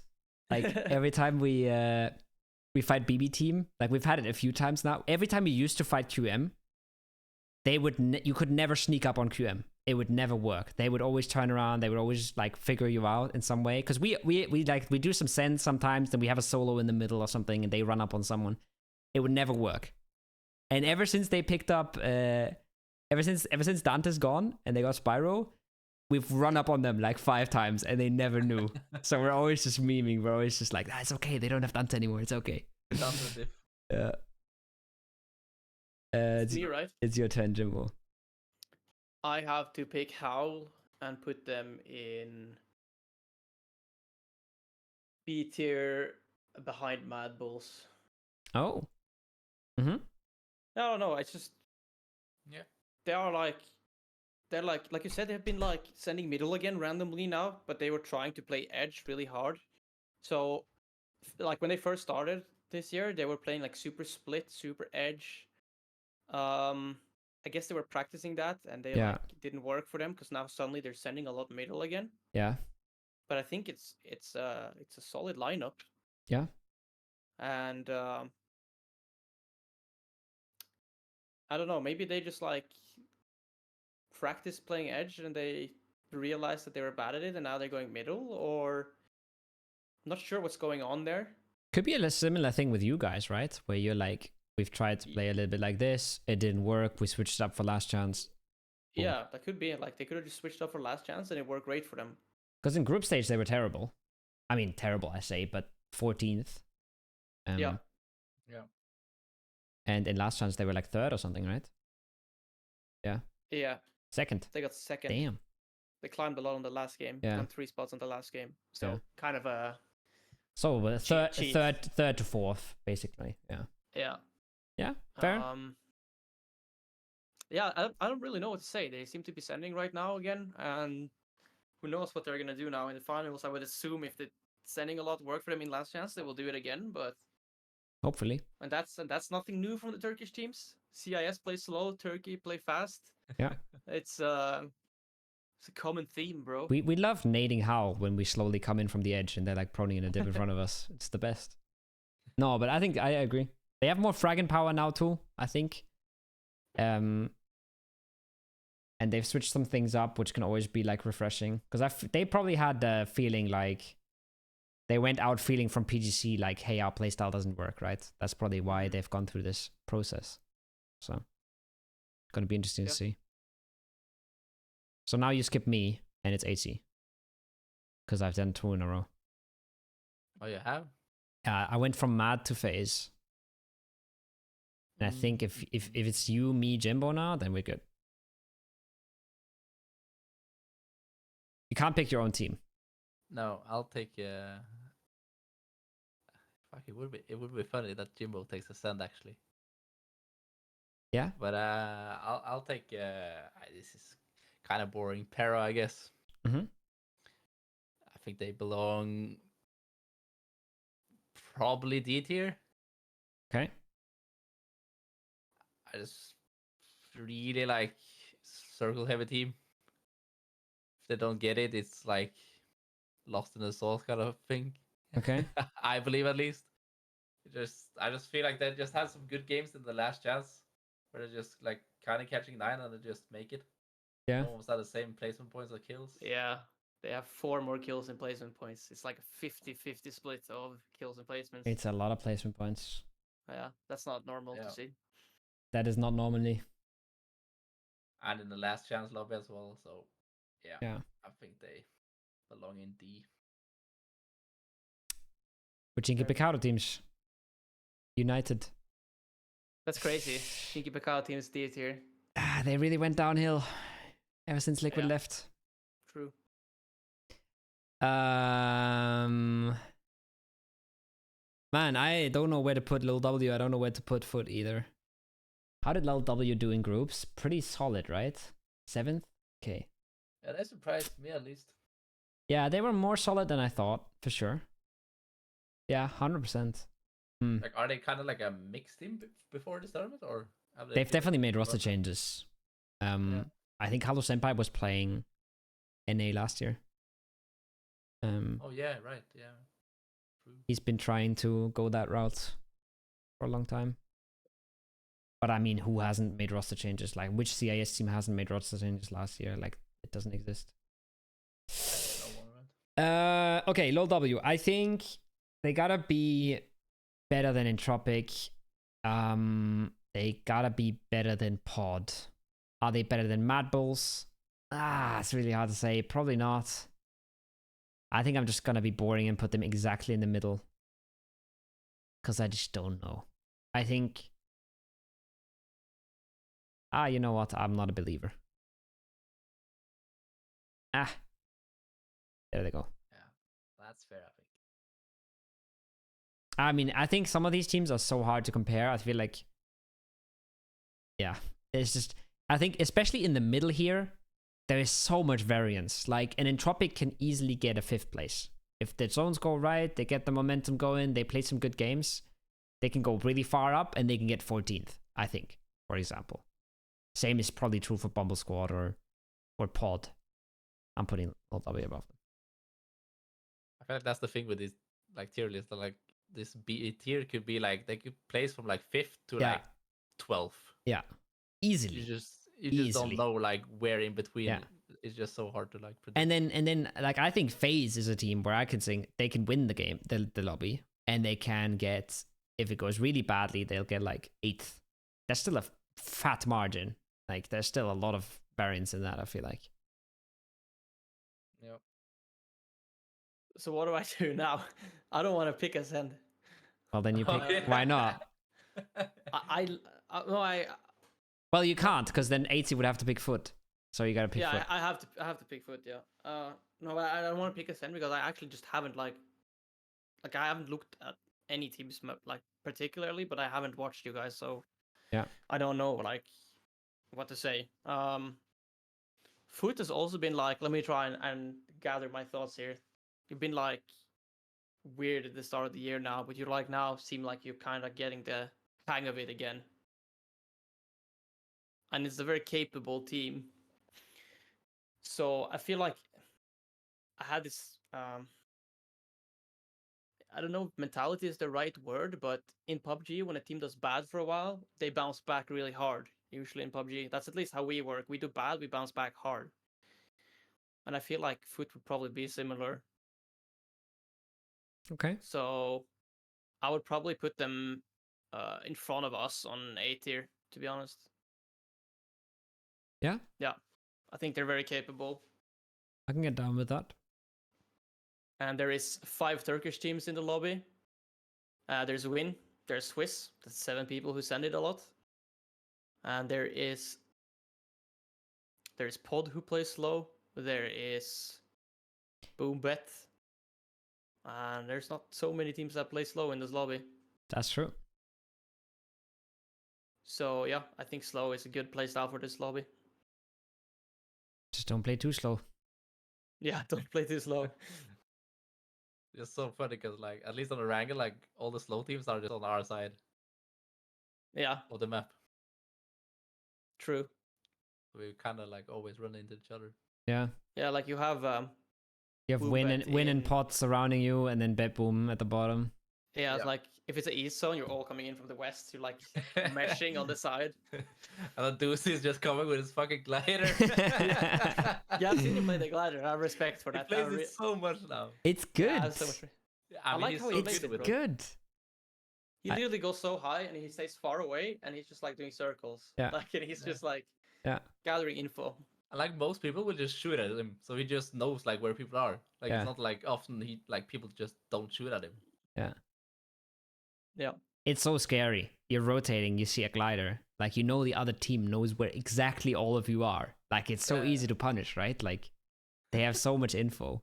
It's kind of like coming in on a Miramar edge and there's a guy on the top mountain. And you're like, oh, we can't play here. Glider is kind of a little bit like that. Yeah. Yeah. Scary stuff. I think not enough people have practiced shooting people in parachutes and in gliders yet, because Yeah. not many people grind ranked or pubs these days enough to. Yeah. Like even if you do grind it, you won't even see a glider like all of your games. Yeah. Because it's actually I mean, easy to shoot gliders, but you need Gliders to in practice ranked, it. you don't see enough, right? Yeah. No way. Can't remember last time I saw a glider ranked. I can't either. I mean, we see them a lot in comp, but in ranked is rare. But you see the E pickups a lot in ranked, so that's good, right? You can shoot them a lot.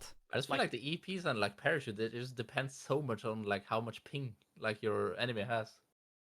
Could be. When they just lag out, when they just rubber band, like it's over. You can't shoot them anymore. Like, should I aim on him, in front of him, like Yeah. behind him? Like Yeah. where am I aiming? It's scary if they're landing on you and you have to fight them because you can't shoot too early. If you shoot Yeah. too late, your whole vision is blocked by a big parachute on your screen. Yeah. It's just like it's And- really monk ass. I remember this clip from PEC Fall where we E-picked up into the concretes north of Los Leones, like, you know, north of the 5-stack. I don't know who was there, Exalt, I think. And like some guy is just shooting at Brex, parachuting. Brex lands like in front of him. The parachute is in the guy's eyes. And then suddenly Brex is behind him. And he's just knocked. Because like Brex just teleported through him while the guy only saw a parachute. And it's like, what the fuck do you do against that? Like, it's so unfair. Yeah. I have a clip about shooting gliders. Wait, can I full screen this? Because Keely just fucking two-tapped a guy out of a parachute. Like a fucking maniac the other day in a tower game. And like nobody noticed, nobody knew who he was shooting at. Well, cause we like barely even called that there was people close, because like there was no threat, nothing. Mm-hmm. Sometimes you just fucking hit. Yeah, I practiced shooting by coach in parachutes, and he Yeah. was just giving me feedback like you're leading too little, leading too much, and just doing that for like 30 minutes to an hour. It was like I had like a light bulb moment over my head, where when the light bulb switched on, I'm like, oh, now I know how to do this. But did you do it with different guns? I did with mini and with AR and Okay. MK12 and barrel AUG MK12 mini. Yeah. Okay. Yeah. So I used the guns I use the most, and ever since that, bro, I've been shooting so many people out of parachutes and people out of gliders in ranked. It was just like a moment for me where I really sucked at shooting them before I practiced Everybody it once. does. Yeah. Yeah. Yeah. If you watch Tig, the guy who plays the most pubs, like Yeah. he shoots people out of gliders all the time. Yeah. He's also playing fives a lot. That helps. Yeah, that helps for sure. Yeah. Aitzy. Oh, Oh yeah, we're Yeah. missing Ascend. the time has come. Yeah. Hmm. Just gotta gather my thoughts, you know. Mm-hmm. I think it's hard.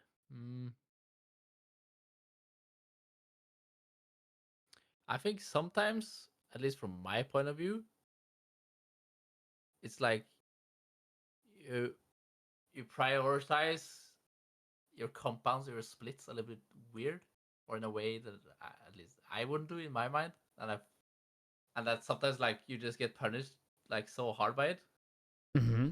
that like sometimes you just have one guy in one compound and you just get crashed by 4 man, and then your other guys are just you just can't like help in time, or it's like hard for the others to even regroup, because that like the thing that like you need to have for all of this to work, you lost that, and then it all fell apart. Instead of like having maybe like 2 or maybe 3 guys on that thing that you really need, Mm-hmm. like That's interesting feedback. I've never heard that before. yeah, it's just like kind of like you just ask yourself like, what do we prio here? Yeah. Like, because you so often have like a 4-way split. You just have 1v1 everywhere, and then like, what zone do we actually play for here? And like, what compound or like what way Mm-hmm. is the line or whatever into this zone? I think that is like the reason. I think you're like your top is like pretty high, but like you can also be like you also have very lows, Mm-hmm. kind of like us, I guess, in one way. I think all three of our teams are like high tops and low lows. To be honest. Wait, I can't. Oh, fuck. Okay, I put us now somewhere. You decide. But I definitely think you're higher than Mad Bulls.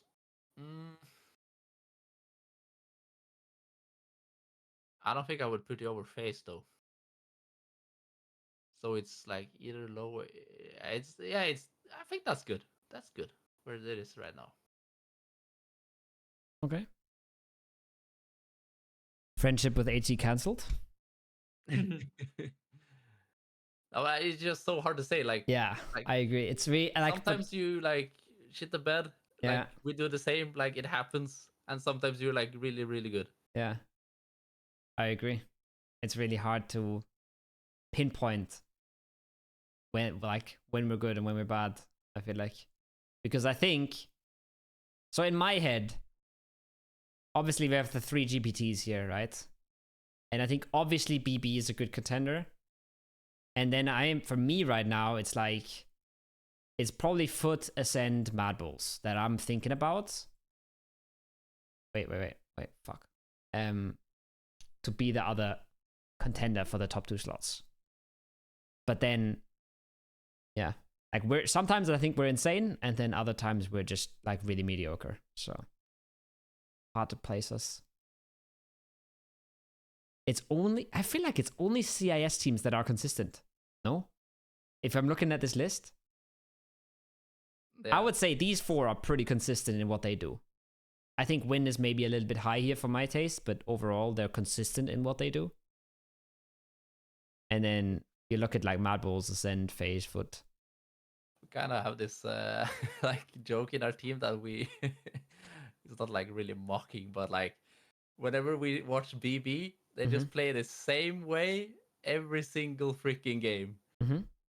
and that's just how they become so consistent. Like on these like wrangle quarry zones or like shelter silo compound area, they just always play out from the same compound the same way. They like almost never change. Yeah. But if it works, it works, right? Like, I guess. Yeah, exactly. Like they just do the same line. Everyone knows what to do. Like, what is your role here? Like, oh, I usually always go out there. You do that, and you just know like where everyone is and what everyone should be doing. Mm-hmm. We're the opposite of that. I think having defaults like that is great in PUBG, but it takes a lot of time for a team to get to the point where you have repetition in doing those. Yeah. You need to grind a lot together with the same lineup. Yeah. Yeah. I feel like BB, you also got to give him so much credit for just making it through every fucking open qualifier like last year, making it to every final, making it to PGC, PGS2. It's like their consistency is like, it's not the Twisted Minds consistency, but it's like, because Twisted Minds is like always top 4, but then they really pulled up last year. Like they did really fucking well. Yeah. Until the power went out. Go into the finals, bro. Yeah. Because that would have been really good to see how they would play in the finals. Yeah. Yeah. They would 100% qualified without that game. They had free edge, some points, like 100%. 100%. And they have really good work ethic. They grind a lot together. They play all the time. Rank it before scrims, then they play scrims. Yeah, they do. I think it shows. I think right now, I feel like you're seeing a lot of people put themselves in the spotlight because they're putting in the extra time. And they're putting in like the extra work, and they're being a little bit more creative about what to do. I think it makes a lot of sense also though that they are playing a lot of rank together, considering they got a new player. Yeah. They kind of have to. It's easier. It's easier to like motivate yourself. Everything's kind of fresh, right? You're working on some new things. You're rethinking some old things sometimes maybe because you have a different perspective. Yeah. I kind of always respected like at least BB. They always like no matter what game it is in like scrims, like you just see them always get like game 6. I feel like they always like get a top 5 because they always just play it like it's not game 6. Everything. Yeah. They don't like they don't do like these grief stuff that other people do. Yeah. So you just go and do this solo play over here and you just die. They just never do that. And they always get like a high Faze never does that either. Fid has never done anything troll the last game either. Never. I remember that so much from like my times when I was casting a lot of scrims. You would just see the same teams in the end game in game 6 almost every time. Yeah. It's like, such an obvious pattern you can see. Like I agree 100%. I don't know. I get it, to be honest. Like I get it completely. I think sometimes game 6 comes around and I'm fucking done, and I'm only coaching. So like, I get it, kind of. But you gotta. Like also, like sometimes, like QM or like BB, they just have like a shitty scrim block. Like first 5 games, like 15 points, and then they just win the last game, and they end up on like 35, 40, and then it doesn't look that bad. Yeah. Mm-hmm. I just, that's the one thing that's bad about streaming scrims is you don't care how you're doing because it's scrims, but the viewers care, and they're like, everybody's like, oh wow, today's not such a good day, huh? Wow, they're really not that good today. And it's like, oh, we're only 11th today. Wow, the boys they didn't show up. And it's like, bro, it's training. Like the leaderboard shouldn't even be there. There shouldn't be a scrim leaderboard. Mm-hmm. There shouldn't be player stats in scrims. It shouldn't be there. But people want a lot of people struggle with the mentality in scrims too. Like when you are scrimming 5 days a week, an entire year, and maybe you have been playing scrims for 3 months straight without the tournament, like those scrims will just start feeling like it's not like that exciting to play at some point, and people will have like trouble not focusing or like taking it serious, but they wouldn't be like anything near how they would there's focus. the last 10%. Like it's just the last 10% that are kind of missing, right? Yeah, they're missing. And they make a massive difference. Yeah. We are such a terrible scrim team. Like it's shambolic in scrims. And then in tournaments, everybody shows up, everybody's hyped, everybody has the energy, and it's completely different. Yeah. It's hard. I It's feel like really it's hard. hard because you depend on like all the other teams, like the 15 other teams. Let's say in like CS Valorant, you just play the same team, like you expect Yeah. them to like show up. But like if one team starts like just breaching a compound circle one, the second team and then the third team comes close, like it's just such a domino effect. Yeah. It just ruins it for everyone. Yeah, I mean, and that's the thing, right? The Valorant people still say, well, we get people trolling in scrims, we get people who don't take it seriously, people are so much more confident, and they're only playing against 5 other players.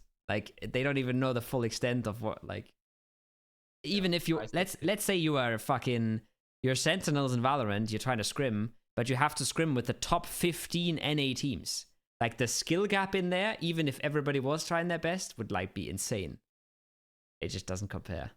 PUBG, and I think that's one of the reasons as well why like you can't just put more time in PUBG and be good, because it's just so hard to practice. Like you've really got to figure out what works and what's worth it, and you really got to work smarter, because just scrimming is good to a certain extent, and it's way better than playing ranked together in my opinion, right? If you have the choice between the two, but it's not like a recipe to success. Do you think working on your comms, let's say you have problems with your comms, do you think you could fix that by playing ranked together over scrims? I think you could in theory, 100%.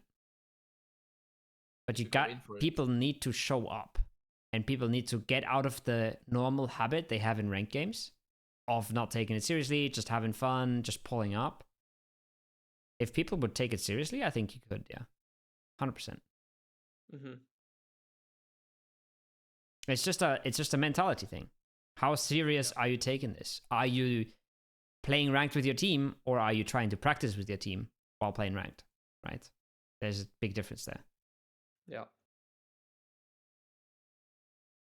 Why'd you ask that question? No, I think there's a lot of different opinions on it. Like, for example, I will never be able to replicate tournament Jeemzz in ranked. Yeah.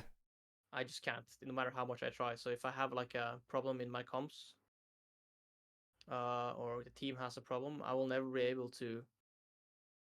Well, I guess it depends on the problem, but I don't see how, for example, if people are coming too little or coming too much, how would they be able to? That's hard. Yeah, like how would you be able to fix it playing ranked? Because it's just like it's not stressful at all to play ranked. Meanwhile, you're playing a tournament, situations can be very stressful, and maybe you are coming too little when stressful, and that wouldn't be a problem in ranked. Then I think communicating better, you can practice in ranked. If it's a question of like being more precise, having better ways to call a certain situation, like having the right call outs, you know, all that kind of stuff, or minimizing the useless amount of words you say, all that stuff you can practice in ranked. Like giving too little input or giving too much input, that's not a thing you can fix in ranked ever, I think. Because the situations are just so much simpler in ranked, right? Like it doesn't really compare. So yeah, I guess you're also right. Like some stuff just doesn't translate. I think I'm 3 different people in ranked, scrims, and tournaments. There's 3 different levels of seriousness in me, and I try my very best in scrims, but it will never be like, in my opinion, it will never be good enough in scrims. My own performance will never be good enough in scrims anymore, and I think that just comes with how much time I've played PUBG. Yeah. Because I've played so much scrims, and now scrims don't feel... They feel important, but they are not... They aren't just... I don't know, you can only focus on so much in scrims, but I cannot bring my 110% in scrims. I'm just not able to, like... Even on the days where I like really fucking try, I would not be able to bring my 110% in scrims, just because there's nothing on the line. Maybe if I get a cookie or something, if I did really good, you know, maybe that would work. But it's a difficult one to figure out. Yeah, I'm with you, to be honest. I understand in it. one way, it's almost like healthy to not like be 100% in it, because you just it's scrims. Like Yeah. you, let's say you just want to make this play work. Like it most likely would work in a real game, like a tournament game, but then it just scrims and one team just like Yeah. has the biggest space on earth. So you just the play doesn't work out, you just die, and then you're like, ah, you tried so hard, but like didn't work out. Yeah. Yeah. It's also like you don't want to burn out either, right? Like you're gonna be scrimming a lot compared to how many tournaments you're playing if you're an EU player. So you also don't wanna just give like you kind of wanna you wanna give it your all in the sense of that it becomes good practice, but you don't have to. Maybe you can say you want to give it 100%, but you don't have to give it 110%. And maybe that's fair to say. Maybe that's one way to put it. Mm-hmm. Um, It's weird like that because I would do the same routine before scrims as I do before the tournament. Same warm up, same like eating before or not eating if I'm not eating. Everything is the same, but on the server doesn't feel the same, you know?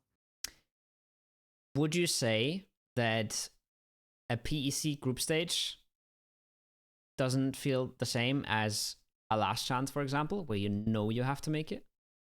And you know you Yeah. fucked up group stage? Yeah, like group stage.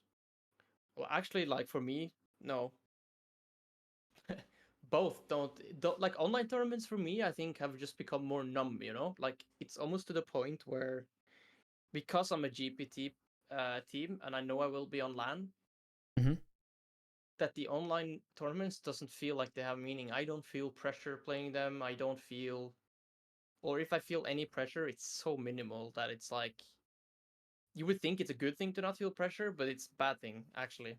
I think uh, it's just become like, oh well, this is the last online tournament before we go to LAN, and there's like what, like at least 4 LANs this year I'm going to, so like Yeah. who cares about this online tournament where I'm used to playing versus the best PUBG teams in the world Yeah. internationally, and here we have like the best EU teams, but some of them aren't that great, you know? Yeah. So it's like it's a mentality thing for sure, where it's bad mentality, but it's also just hard to work on. 100%. Like you said, you can do the same routine, but you can't lie to yourself. Like you Yeah. can't pretend like this is the big deal. This is literally like what is it? It's called a first world problem, right? When it's like a luxury problem Yeah. or something Yeah. like that. But Yeah. this is like a first world GPT problem, Yeah. like PUBG GPT problem. Yeah. Like imagine now, like this pack that I'm gonna play.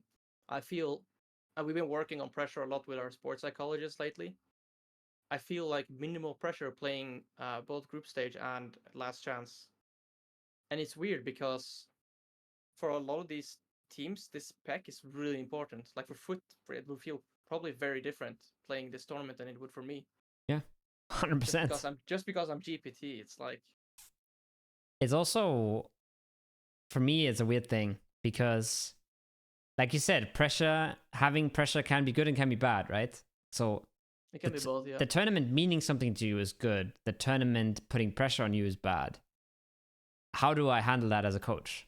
Do I try and increase the pressure or do I try to decrease it? Because if we're being honest, right? For example, you can say, well, if we do well this tournament, we're going to be playing a lot of international PUBG. We're going to have a good year. We're going to get a lot of PGC points. And we're not going to fucking sitting on our asses for 3 months like the other team staying at home.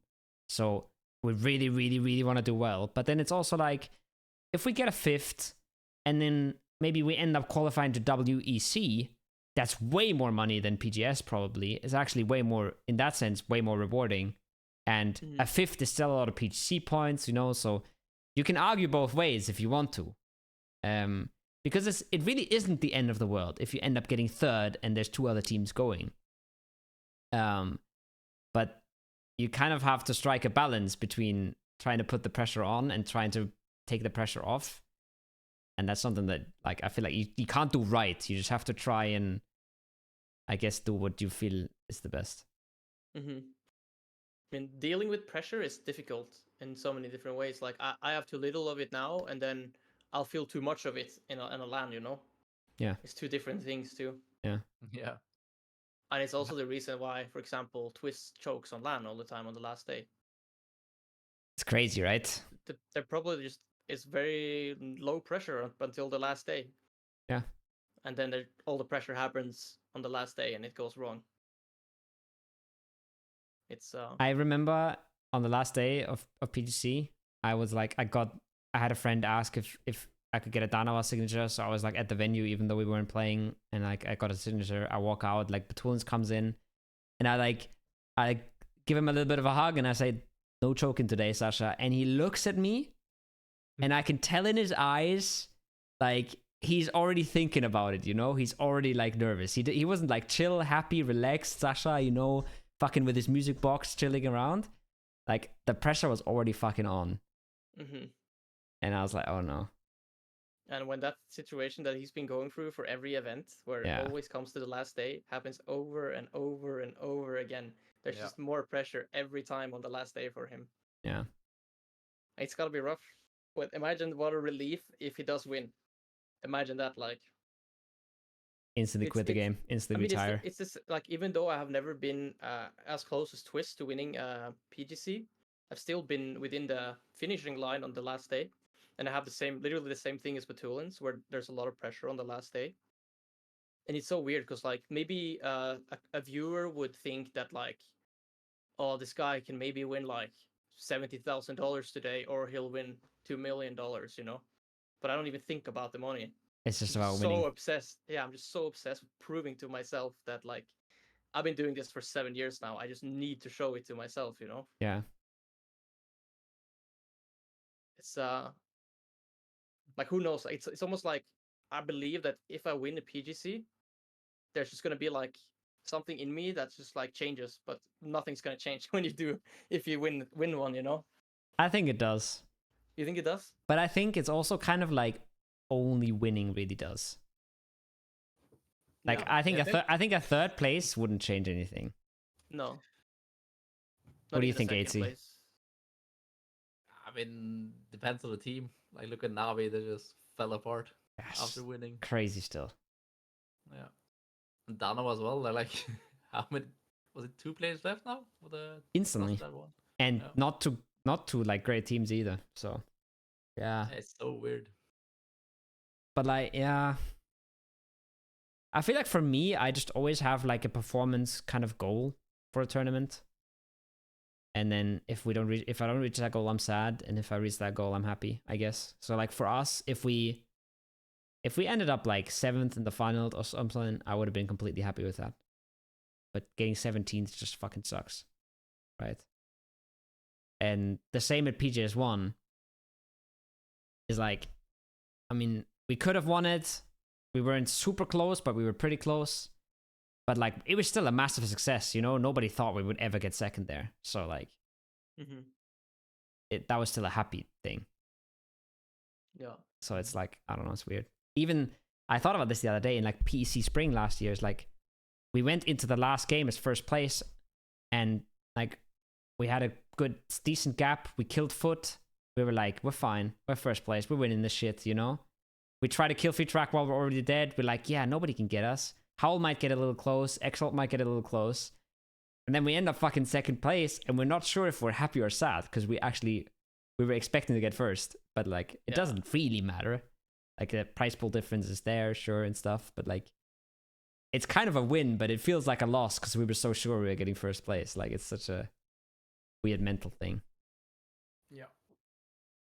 I'm never depressed. I'm not really like a person to be sad about anything.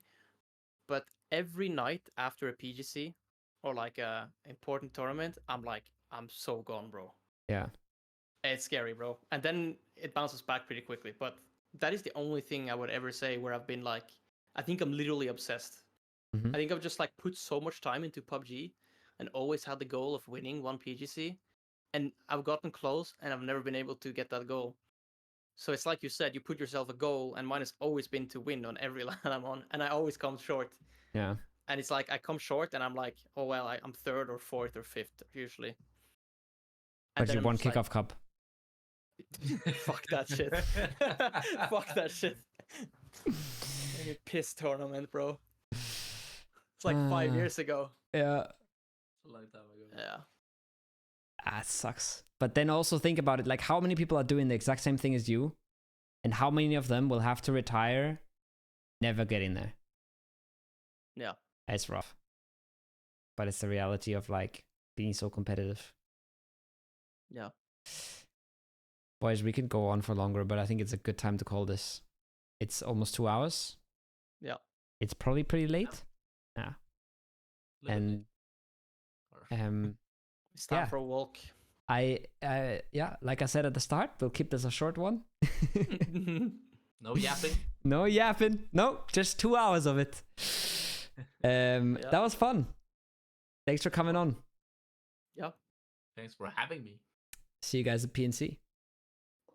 Yes. No, that's not happening. We'll see. You never know. Yeah, you never know. You never know. If it doesn't happen, I'll blame Intense. Yeah, That's fair. Yeah. He is to blame. Yeah. He's also to blame because he kicked the other Norwegian guy, so there was never going to be a 4-man roster. True. Takers.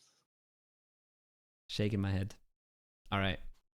I'll see you guys in PC. And yeah. Peace. Peace out. That was episode 15 of the Hot Drop. For the very few troopers who might have stuck around till the end, thank you so much for watching. I know it's been a while, but I really felt like quality over quantity, and I really didn't feel like there was a ton going on in the months of no PUBG Esports, so I didn't want to force an episode when I felt like there wasn't much to talk about. But I hope you enjoyed this one, and if I can, I'll get content out soon again, but I'm moving at the moment. PEC Finals are coming up, lots of work on my table, so I'll see what I can do. Thanks for watching. If you enjoyed the content, creator code KOWO is in the description for you, and I'll see you guys next time.